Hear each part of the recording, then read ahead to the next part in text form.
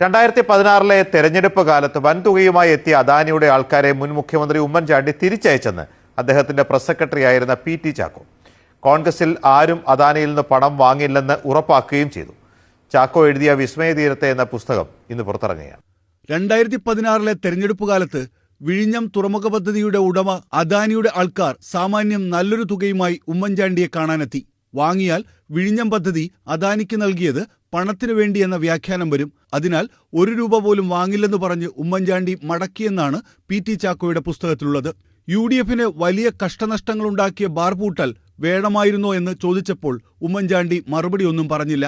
KPCC പ്രസിഡന്റായി VM സുധീരനെ തീരുമാനിച്ചതിൽ കടുത്ത നീരസത്തിലായിരുന്ന ഉമ്മൻചാണ്ടിയെ AICC നേതാക്കൾ അനുനയിപ്പിക്കാൻ ശ്രമിച്ചു.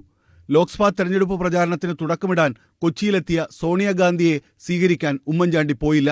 സോളാർ വിവാദകാലത്ത് കടപ്ലാമറ്റത്തെ പരിപാടിയിൽ സരിത ഉമ്മൻചാണ്ടിക്ക് പിന്നിൽ നിൽക്കുന്ന ഫോട്ടോ പുറത്തുവന്നു. ഈ പരിപാടിയുടെ വീഡിയോ പാലായിലെ ഒരു സ്റ്റുഡിയോയിൽ നിന്ന് താൻ സംഘടിപ്പിച്ചെന്ന് മുൻ പ്രസ് സെക്രട്ടറി പറയുന്നു. ഇത് മുഖ്യമന്ത്രിയെ കാണിച്ച് ആരോപണത്തെ പ്രതിരോധിക്കാനുള്ള തന്ത്രം മെനഞ്ഞു. എന്നാൽ മടങ്ങാൻ തുടങ്ങുമ്പോൾ ഉടനെ അത് ലാപ്ടോപ്പിൽ നിന്ന് ഡിലീറ്റ് ചെയ്യാൻ ഒരാൾ ആവശ്യപ്പെട്ടെന്ന് ചാക്കോ വെളിപ്പെടുത്തുന്നു. സോളാറിൽ ബിജു രാധാകൃഷ്ണന്റെ CD അവകാശവാദം കത്തിനിന്ന കാലത്തെ അനുഭവം പുസ്തകത്തിലുണ്ട്. ഒരു ദിവസം രാത്രി വൈകി CD-യുള്ള കവർ മുഖ്യമന്ത്രി ഏൽപ്പിച്ചു. വീട്ടിൽ പോയി കണ്ട ശേഷം എത്ര വൈകിയാലും വിവരമറിയിക്കണമെന്ന് പറഞ്ഞു. വീട്ടിൽ പോയി ലാപ്ടോപ്പിൽ CD പ്ലേ ചെയ്തു. നടി സണ്ണി ലിയോണിന്റെ ചിത്രങ്ങൾ. യഥാർത്ഥ CD-യാണെന്ന് പറഞ്ഞ് ഏതോ പഹയൻ പറ്റിച്ചതാണെന്ന വരിയോടെയാണ് ഈ അനുഭവ വിവരണം പുസ്തകത്തിൽ ചാക്കോ അവസാനിപ്പിക്കുന്നത്.